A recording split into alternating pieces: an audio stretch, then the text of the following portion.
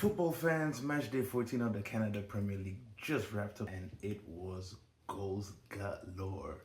15 goals across all 4 games and only 1 clean sheet. So the forward players did what they had to do. For the defensive players, might be a little more work on the training ground this week on better defensive shape. And we start off with the log leaders for FC traveling to Toronto, and honestly, what a game. This final score could have been anything. It ended up 3-1 to Forge FC, and that's thanks to a bit of poor finishing from both sides and really good goalkeeping as well from either side. So Forge FC actually have shown their diverse game, because if you look at the 3 goals they scored, they're all quite different in their own way. You have the set piece goal, you have the second goal, which came from a bit of controlled possession, nice interchange in and around the box with a lovely finish from Nana Ampoma for his second goal. I mean, the body shimmy dropping the defender to the ground and finishing with a plumb. That is exactly what gets football fans off their seats. As for the third goal, it was with the Forge FC keeper's hands, and within the blink of an eye, they were across the field on the other side, scoring a counter-attacking goal. So again, very devastating, very swashbuckling play all around from Forge FC, and they show they have different ways and different methods of breaking down the opponent. So that's another 3 points for the log leaders as they extend their lead at the top. Inter Toronto, again, they were able to get themselves back into the game after going 1-0 down to Nana Ampoma's header, which they'll be a bit gutted by. It was a poor goal to concede. But they got themselves right back in the game with a beautiful finish at the back post, following a lovely cross and beautiful interplay down the right side.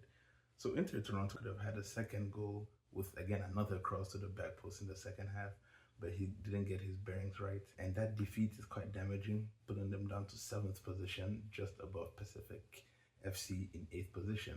As for Forge FC, they keep marching on with just 1 defeat in the entire season, and they are extending their gap against the rest. And speaking of the chasing pack, Cavalry FC in 2nd walked away from Vancouver with a 1-0 defeat, thanks to another goal by Lys Mousset. Former Premier League man has scored in 2 games running, and this time it was the winner, the only goal of the game, and Vancouver will be very happy about that because it was their first ever win against the Cavs.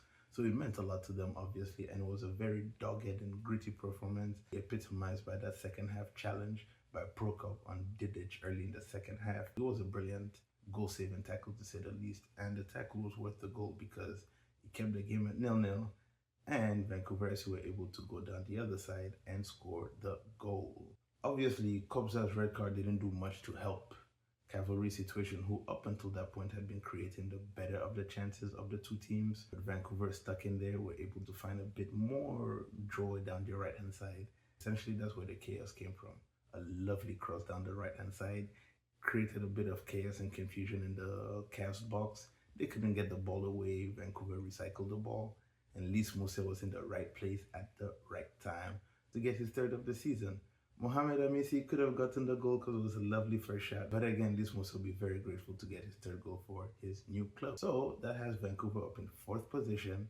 But for the Cavs, they'll feel a little bit disappointed because they could have closed the gap on the log leaders, especially after their draw last weekend. So that's 1 point in 6 for Cavalry FC, who have a lot of thinking to do and maybe some restructuring. And Varchevsky could have gotten them level at the end of the game after being gifted an open goal. But unfortunately, he was not able to stick it in the net for his 7th of the season.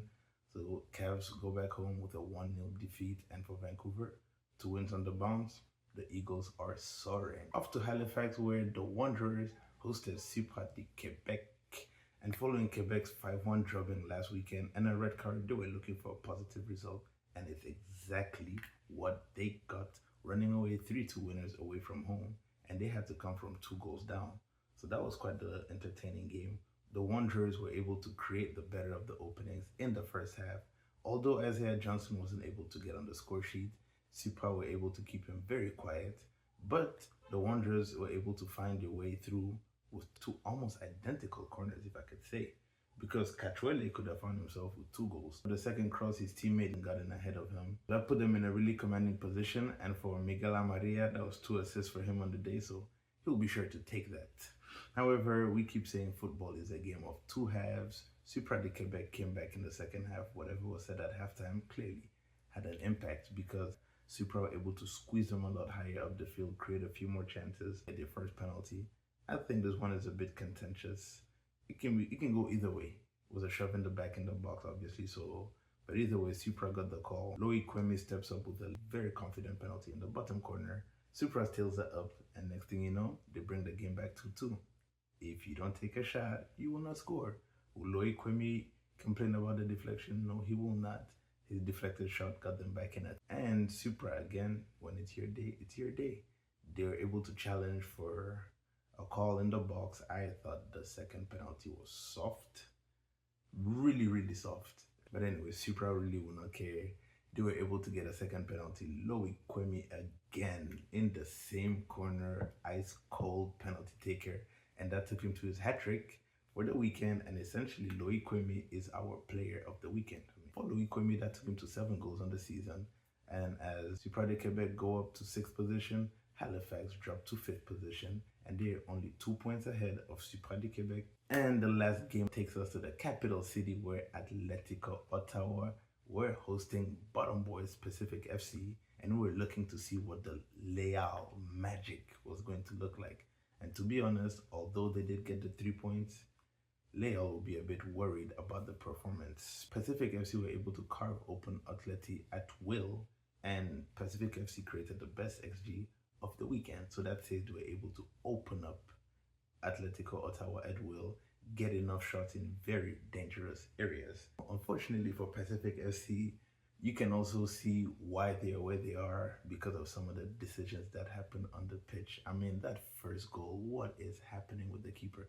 It should be bread and butter, but he fumbles that ball and Atletico are able to go ahead.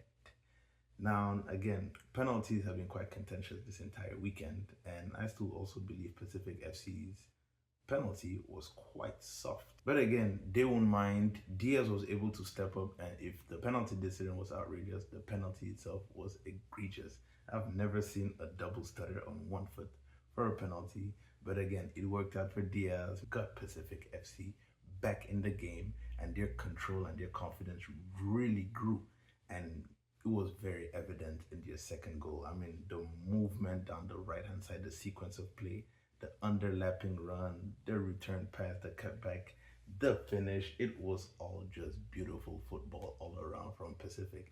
And they have shown that they're easy on the eye going forward.